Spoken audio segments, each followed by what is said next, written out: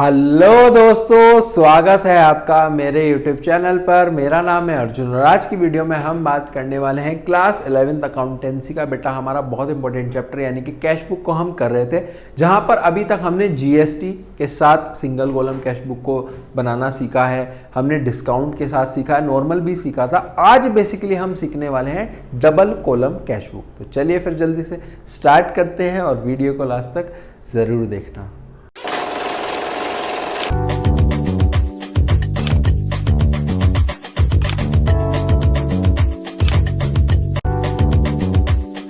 देखो बेटा, क्वेश्चन है हमारे पास, एंटर द फॉलोइंग ट्रांजेक्शंस। हमारे पास ट्रांजेक्शंस गिवन है in the cash book with cash and bank columns. Specifically बता दिया कि कैश और बैंक कॉलम वाली कैश बुक आपको बनानी है, यानी कि बेटा डबल कॉलम कैश बुक की यहाँ पर बात हो रही है। देखो जो फॉर्मेट रहता है डबल कॉलम कैश बुक का, वो इस तरीके से हमारे पास यहाँ पर रहता है। इधर बेटा डेबिट होगा और इधर हमारे पास यहाँ पर क्रेडिट होता है। क्रेडिट में बेटा हमारे पास आउटफ्लो होगा और डेबिट में हमारे पास इनफ्लो यानी कि पैसा आएगा। देखो दो हमारे पास यहाँ पर है, सिंपल वैसे ही बन रहा है, date particulars voucher number LF. यहाँ पे एक अमाउंट बनता था ना सिंगल में, अब यहाँ पे दो बन गए, कैश और बैंक। इधर भी कैश और बैंक, यही डबल कॉलम कैश बुक होता है। देखो समझो, जो भी हमारी डबल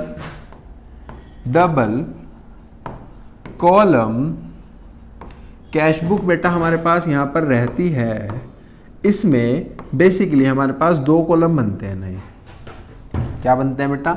दो नए कॉलम बनेंगे अमाउंट में। एक तो बनेगा बेटा कैश का कॉलम बनेगा, एक हमारे पास बनता है बैंक का कॉलम, एक बनता है कैश का कॉलम बनेगा, एक हमारे पास बैंक का बनेगा। अगर मैं कैश की बात करूं, खाली सिर्फ कैश की बात करूं, किसी भी ऐसी ट्रांजैक्शन में ऐसी इंफॉर्मेशन गिवन है कि आपके पास कैश का इनफ्लो हो रहा है, दो ही चीज होंगी, या तो बेटा इसका इनफ्लो होगा या फिर इसका आउटफ्लो होगा। या तो कैश का इनफ्लो होगा या फिर कैश का आउटफ्लो होगा। इनफ्लो का मतलब पैसा आ रहा है, पैसा आ रहा है तो उसको प्लस करते हैं, जा रहा है तो माइनस करते हैं। प्लस का मतलब हो गया बेटा डेबिट और माइनस का मतलब हो गया क्रेडिट। क्या इतनी बात क्लियर है? इधर आ जाओ। इसी तरीके से बैंक के भी बेटा दो ही होंगे, सिमिलर जैसे कैश में होता है, या तो इनफ्लो होगा या फिर आउटफ्लो होगा। बैंक का मतलब हो गया बेटा यहाँ पर चेक से, कि जो भी पेमेंट है, जो भी चीज़ है वो चेक से हो रही हो और चेक मिलने के साथ साथ बैंक में रिसीव हो, तभी हम उसको करेंगे। ठीक है, समझ में आ गया? ये है हमारे पास इनफ्लो। अगर इनफ्लो हो रहा है तो ये भी बेटा हमारे पास प्लस होगा, आउटफ्लो हो रहा है तो हमारे पास माइनस होगा। प्लस का मतलब डेबिट और माइनस का मतलब क्रेडिट। बताओ जी, समझ में आ गया? क्या इतनी बात क्लियर है? इसी तरीके से आपको इसको यहाँ पर पोस्ट करना है। देखो अगर पैसा आएगा तो हमें इधर लिखना है, पैसा जा रहा होगा तो इधर लिखना है। कैश में ये तो कैश का हो गया। बैंक में अगर हमारे पास चेक मिला और हमने डिपॉजिट कर दिया बैंक में तो इधर, और चेक से पेमेंट कर रहे हैं, बैंक से पेमेंट कर रहे हैं तो इधर। ठीक है, समझ में आ गया?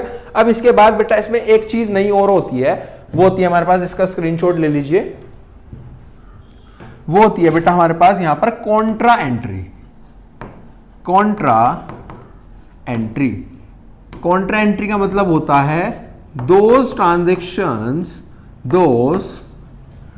Transactions which affects both sides of cash book. बेटा जो हमारी कैश बुक की दोनों ही साइड को इफेक्ट कर देगी वो हमारी क्या होगी बेटा? कॉन्ट्रा एंट्री होती है। मतलब वो दोनों जगह पोस्ट होगी। एग्जाम्पल के तौर पे मैं आपसे कहूं, इसमें जो सबसे पहला आएगा वो आएगा बेटा कैश डिपॉजिटेड इनटू बैंक। आप इसमें बता सकते हो क्या हुआ है बेटा? हमारे पास कैश बैंक में डिपॉजिट हुआ, मतलब कैश मेरे पास से चला गया, बैंक मेरे पास, बैंक का बैलेंस मेरा बढ़ गया। ठीक है, समझ में आ गया? तो इस केस में हम क्या करेंगे? इस केस में हम दो चीज होती है, एक तो बेटा कैश है ना, एक हमारे पास बैंक है। तो हम इसको कैसे लिखेंगे? देखो कैश तो हमारे पास से जा रहा है यानी कि ये तो बेटा माइनस हो गया। बैंक हमारे पास, बैंक में पैसा आ रहा है तो ये प्लस हो गया। जो भी माइनस है उसको हम क्रेडिट कर देंगे, जो भी प्लस है उसको हम डेबिट कर देंगे। बस शर्त ये है, इसको हम कैश के नाम से दिखाते हैं, इसको हम बैंक के नाम से दिखाएंगे। और जो भी हमारा ये होगा बेसिकली वाउचर नंबर के साथ एलएफ, इसमें हम सी लिख लेंगे उसी के सामने। ठीक है, समझ में आ गया? ये था इसका पहला। सिमिलरली दूसरा आ जाओ, कैश विड्रॉन फ्रॉम बैंक। दूसरा क्या है बेटा? कैश विड्रॉन, पैसा निकाल भी तो सकते हो ना जमा कराने के साथ साथ, फ्रॉम बैंक, बैंक से आपने पैसा निकाल लिया। जब आपने बैंक से पैसा निकाला तो अगेन बेटा हमारे पास दो चीज हैं, एक तो कैश होगा, एक हमारे पास से बैंक होगा। तो यहां पर इस बार बैंक से निकाला है, बैंक से निकाला है, बैंक से निकाला है तो बैंक में से क्या हो जाएगा बेटा, बैंक में से हो जाएगा माइनस, और कैश में क्या हो जाएगा, कैश में हो जाएगा प्लस। अगर माइनस हो रहा है तो इस बार ये क्रेडिट और ये डेबिट। समझ में आ गया। और दोनों में एलएफ में यहाँ पर भी सी लिखेंगे, सी इस तरीके से लिखा जाता है, कॉन्ट्रा एंट्री का मतलब होता है सी इस तरीके से लिखा जाएगा एलएफ में, ठीक है, समझ में आ गया। और ये लिखा जाएगा बैंक के नाम से, लिखा जाएगा कैश के नाम से। अभी एंट्री आएगी तो बहुत बढ़िया तरीके से आपको कराने वाला हूँ, इसका आप स्क्रीनशॉट ले सकते हो, कॉन्ट्रा एंट्री का भी स्क्रीनशॉट ले लो, ठीक है ना, समझ में आ गया। यहाँ पर ले लो बेटा। आगे चलें, फिर फटाफट से क्वेश्चन को प्रैक्टिस करें। देखो ये हमारा क्वेश्चन है, बेसिकली यहाँ से स्टार्ट करते हैं अपने क्वेश्चन को। देखो हमारे पास क्या क्या इन्फॉर्मेशन गिवन है, जो जो इन्फॉर्मेशन गिवन होगी वो इसमें लिखते जाएंगे। देखो सबसे पहले क्या है, 2017 साल है और जनवरी हमारा महीना है, तो यहीं पे लिख लेते हैं 2017 बेटा हमारे पास साल है, 2017 साल है, और जो जनवरी का ही हमारा महीना है, तो यहाँ पे लिख लो जनवरी, इधर भी लिख लो 2017 और जनवरी, ठीक है, समझ में आ गया। अब देखो सबसे पहले क्या गिवन है, सबसे पहले गिवन है बेटा बैलेंस, हमेशा बैलेंस ही गिवन होता है। पहले बैलेंस हमारे पास गिवन है, कैश इन हैंड और कैश एट बैंक, दोनों का बैलेंस गिवन है, तो लिखा जाएगा डेबिट में बढ़ेगा, डेबिट में लिखा जाता है हमारे पास पैसा होता है तो टू बैलेंस बीडी के नाम से लिखा जाएगा।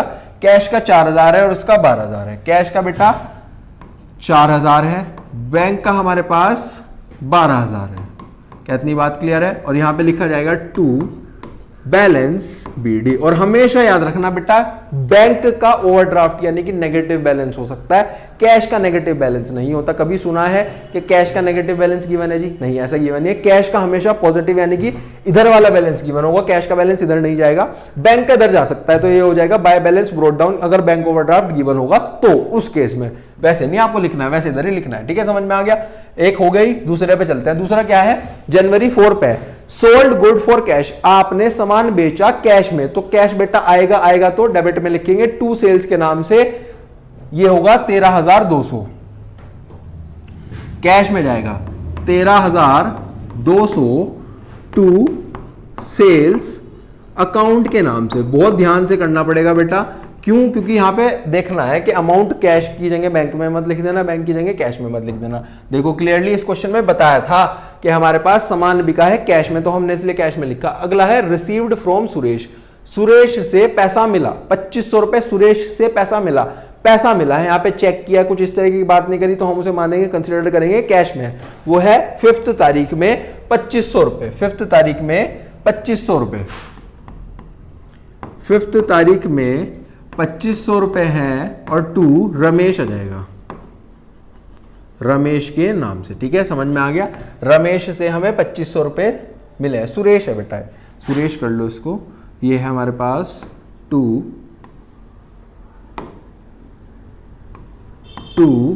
सुरेश, ठीक है ना, समझ में आ गया। ये हमारे पास सुरेश है। चलो जी आगे चलें, आगे चलते हैं। Received a cheque from Ravi, Ravi से चेक मिला और इमीडिएटली वो बैंक में डिपॉजिट हो गया, तो क्या बैंक का बैलेंस अब बढ़ जाएगा? बिल्कुल बढ़ जाएगा। 6 तारीख पे 6400 और रवि का नाम, 6 तारीख पे 6400 और रवि का नाम आ जाएगा टू रवि। और ये जो अमाउंट है ये इस बार बैंक में गया है बेटा, ठीक है ना, बैंक में गया है। कहाँ गया है? बैंक में गया है, कैश में नहीं जाना था। आगे चले, 6 तक हो गया। आगे है 7, सैलरी आपने पे करी ऑफिस स्टाफ को, चेक से पे करी, इस बार तो जा रहा है, चेक से करी तो बैंक आ जाएगा और उधर आएगा। 7 तारीख में सैलरी 7600, 7 तारीख में सैलरी है और 7600 है, यहाँ पे आ जाओ। 7 तारीख में सैलरी है और 7600 है, 7600 बेटा बैंक में जाएंगे, कैश में नहीं जाएंगे, ठीक है, समझ में आ गया। आगे चलें, आगे चलते हैं फटाफट से। देखो 7 तक हो गया। इसके बाद हमारे पास नेक्स्ट क्या गिवन है? नेक्स्ट है 10th, paid Sudhir by cheque, Sudhir को दिया आपने, चेक से पेमेंट कर रहे हो तो दोबारा पेमेंट कर रहे हो, तो ये आएगा बाय सुधीर के नाम से 5000, बाय सुधीर के नाम से, बाय सुधीर के नाम से, और चेक से कर रहे हैं तो कैश में कुछ नहीं है, बैंक में ही जाएगा 5000, ठीक है, समझ में आ गया। बाय सुधीर के नाम से ये भी हो गया। अगला है 12, paid for travelling expenses, travelling expense आप 1200 के दे रहे हो, ये भी उधर जाएगा। देखो यहाँ पे कुछ चेक का तो नाम नहीं आ रहा, कैश आएगा, तो ये 12 तारीख पे है 1200 रुपये, 12 तारीख पे है 1200 रुपये। शॉर्ट में लिख रहा हूँ ट्रैवलिंग एक्सपेंसेस, क्या है बेटा, ट्रैवलिंग एक्सपेंस है 1200। ठीक है, समझ गए। आगे चलें, आगे चलते हैं क्विकली फटाफट से।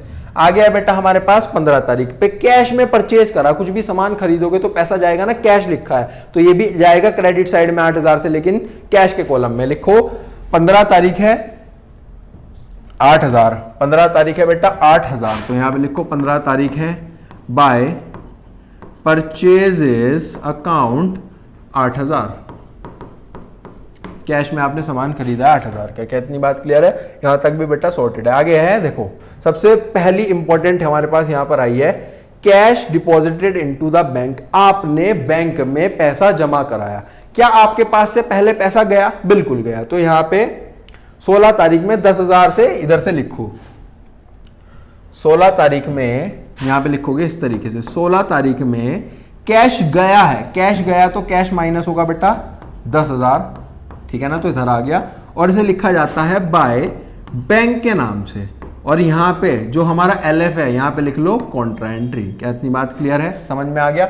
इधर आओ, सिमिलरली इधर आओ, 16 तारीख पे आ जाओ, यहां पे लिखो 16 तारीख टू बैंक के नाम से। इधर आएगा किसके नाम से? इधर आएगा कैश के नाम से, क्योंकि बैंक में हमारे पास जमा हो गया, और LF में आ जाएगा ये, और यहां पे आ जाएगा ये 10,000। बताओ जी क्या डिफरेंस समझ में आया? उधर आएगा कैश में से तो माइनस होगा, बैंक में प्लस होगा, ठीक है। पर अंतर यह है कि जब कैश में से माइनस करोगे तो बैंक लिखना है, जब बैंक में प्लस करोगे तो कैश के नाम से लिखना है। तारीख सेम चलेगी, दोनों में LF में CC लिखा जाएगा, ठीक है, समझ गए। आगे चलें, बहुत बढ़िया तरीके से ये भी हो गया बेटा। आगे चलते हैं, हमारे पास कैश में सेल, सेल हुई है आपकी कैश में, जब भी कैश आएगा अगर सेल हुई है तो 20 तारीख पे 15,100, 20 तारीख पे 15,100 टू सेल्स अकाउंट 15,100 कैश में आ गया 20 तारीख में, ठीक है जी।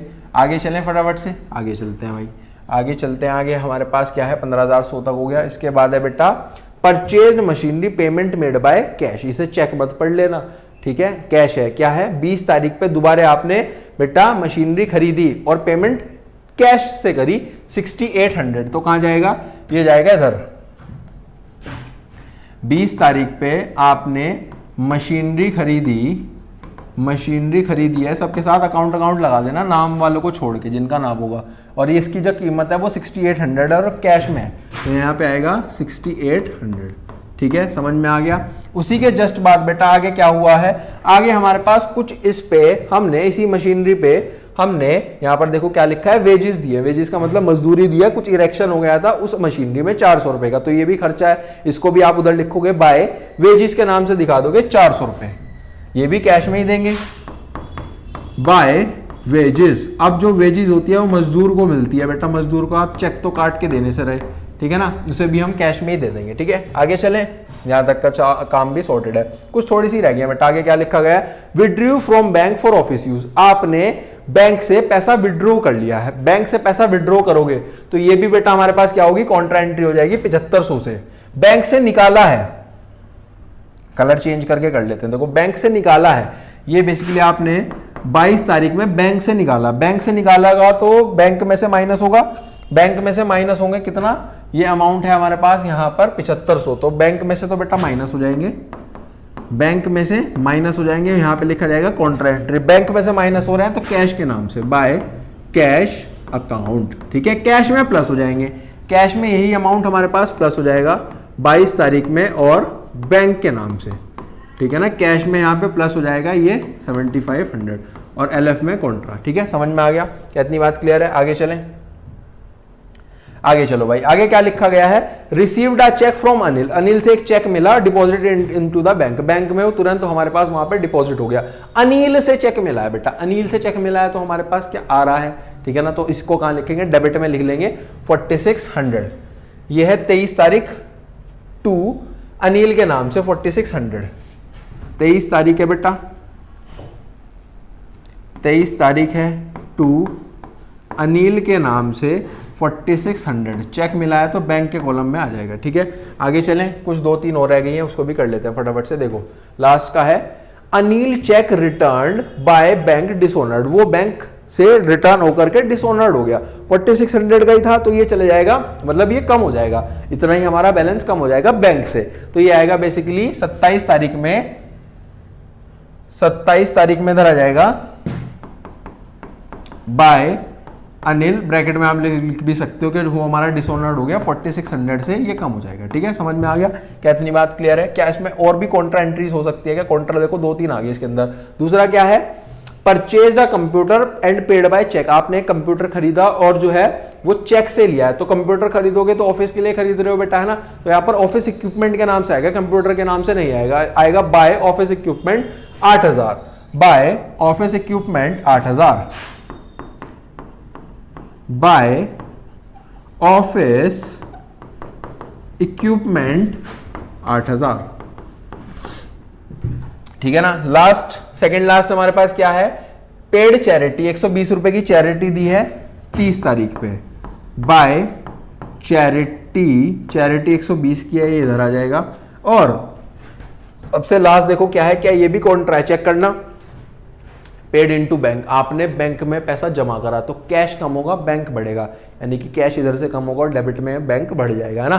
तो 12,000 से 31 तारीख पे ये है बेटा, 31 तारीख पे इसका अगेन कलर चेंज कर लेते हैं, 31 तारीख पे पेड इनटू बैंक है तो कैश कम होगा, कैश बेटा यहां से कम होगा हमारा 12,000 से। ठीक है, ऐसे दिखा दो आप, बाय बैंक के नाम से, ब्रैकेट में यहाँ पे कॉन्ट्रा एंट्री, इधर आ जाओ, सेम 31 तारीख लिखो, यहाँ पे लिखो टू कैश के नाम से और बैंक बढ़ जाएगा, बैंक बढ़ जाएगा 12,000 से। यही था बेटा हमारा फाइनली एक बहुत बढ़िया लेवल का क्वेश्चन। बस अब हमें क्या करना है, टोटल करना है बेटा। क्या करना है, फाइनली टोटल करना है, इसको थोड़ा सा एक्सटेंड करेंगे, है ना, फिर इसका टोटल कर लेते हैं। देखो 2-4 लाइनें थोड़ा सा नीचे इसको एक्सटेंड कर लेते हैं, जरा लाइन्स ड्रॉ कर करके। ठीक है, देखो ऐसे होगा बेटा, ये थोड़ा सा नीचे करेंगे इसको क्योंकि स्पेस थोड़ा सा कम रह गया हमारे पास, क्योंकि क्वेश्चन काफ़ी ज़्यादा लेंदी था। ये लो जी, इस तरीके से हो गया और नीचे आप फाइनली एक लाइन क्लोज कर सकते हो, है ना। अब बस हमें इसका टोटल करना है, फटाफट से बेटा इसका टोटल करते हैं, कैलकुलेटर की मदद से कर लेंगे ताकि ये हमारा थोड़ा जल्दी हो जाएगा। ठीक है, देखो करते हैं। सबसे पहले तो इधर का कैश का करेंगे, ये है बेटा देखो 4, ऑरली भी कर सकते हो, 4000 में 13,000 जोड़े तो ये हो गया बेटा 17,200, 17,200 में आप जोड़ दो 2500, फिर आप जोड़ दो 15,100 और फिर आपको जोड़ने हैं 7500, तो ये हो गया 42,300। कितना आ गया बेटा, ये हमारे पास आ रहा है 42,300, यहाँ पे लिखूंगा मैं 42,300, ये आ गया बेसिकली 42,300। ठीक है, नेक्स्ट पे चलते हैं। दूसरे वाले का कैसे होगा, देखो दूसरे वाले का होगा 12,000 और 6,400, यानी कि 18,400 में आपको जोड़ने हैं 10,000, 10,000 जोड़ने के बाद ये जोड़ दो 16,600, तो ये हो गया 45,000। कितना आ गया बेटा, ये आ गया 45,000। ठीक है, समझ में आ गया। सिमिलरली आपको यही टोटल बेटा इधर लिखना है, 42,300 और 45,000, है ना। अब आपको इन दोनों साइड का भी टोटल करना है और बैलेंस निकालना है। देखो कैसे करोगे, यहाँ पे मैं लिख रहा हूँ 42,300, ठीक है, दूसरे का है 45,000। कैसे है, ये तो बेटा टोटल आया, अब इसमें से ये माइनस करना पड़ेगा बेसिकली हमें ना, पहले इसका प्लस ही कर लेते हैं फिर माइनस कर लेंगे। देखो ये हो गया हमारे पास, ये हो गया बेसिकली 10 और 6 16,800 प्लस 400 करने के बाद आपको बेटा ये हमने प्लस कर दिया। अब इसमें ये 8,000 और 1,000 यानी कि 9,200 प्लस इसमें ये दोनों वैल्यूज 120 प्लस 12,000, तो ये हो जाएगा बेटा हमारे पास यहाँ पर, अगर हमने इसमें 12,000 जोड़ दिए तो 38,520 आ रहा है बेटा। कितना आ गया, ये आ गया हमारे पास 38,520। इसमें से हमें माइनस करना है, 38,520 में से अगर आप माइनस करते हो तो ये हो जाएगा 42,300 यानी कि 3780। जो इधर का बैलेंस आ रहा है बेटा कैश का वो आ रहा है 3780। सिमिलरली आपको फटाफट से बैंक का भी करना है, 7,600 और 5,000 12,600 12,600 में 7,500 जोड़ने हैं, 12,600 में आपको 7,500 जोड़ने हैं, उसके जस्ट बाद आपको 12,600 इसमें प्लस करने हैं, तो ये आ गया 32,700। तो यहाँ पे लिख लो 32,700, इसमें से माइनस करेंगे जब हम 32,700 में से 45 माइनस करें, 32,700 में से जब हमने 45,000 माइनस करे तो 12,300 आ रहा बेटा, 12,300। फाइनली हमारा बैलेंस आ चुका है ना, 3780 और 12,300। बस अब हमें इसे फटाफट से यहाँ पे लिखना है। यहाँ पे लिखोगे आप 31 तारीख पर बाय बैलेंस CD के नाम से, इसका है 3780 और इसका है 12,300। ठीक है, बस कुछ नहीं है। अब आपको यहीं पे बेटा इसको एक बार जो CD आया है इसको एक बार नोट डाउन करना है। ये बेसिकली हमारा टोटल हो चुका है, ये हमारा टोटल हो चुका है। इसको यहाँ पे ब्रोट डाउन कर दो। जनवरी का महीना था ना, तो अगले महीने की पहली तारीख पे ये हो जाएगा 2 बैलेंस BD। बैलेंस है कैश का, कैश में उतार दो 3780 और 12,300 और फाइनली क्वेश्चन यहीं पे क्लोज। ठीक है बेटा, समझ में आ गया। इसका आप स्क्रीनशॉट भी ले सकते हो। ये हमारा बेसिकली क्वेश्चन था, एक बहुत बढ़िया लेवल का क्वेश्चन था जिसमें डबल कॉलम कैश बुक में हमने पूरा क्वेश्चन कर लिया है। आई होप आपको बहुत अच्छे से समझ में आया होगा। अगर आप चैनल पे फर्स्ट टाइम आए हो तो चैनल को ज़्यादा से ज़्यादा सब्सक्राइब करें, वीडियोज़ को लाइक करें, शेयर करें अपने सभी दोस्तों के साथ। मिलते हैं नेक्स्ट वीडियो में, टिल देन थैंक यू।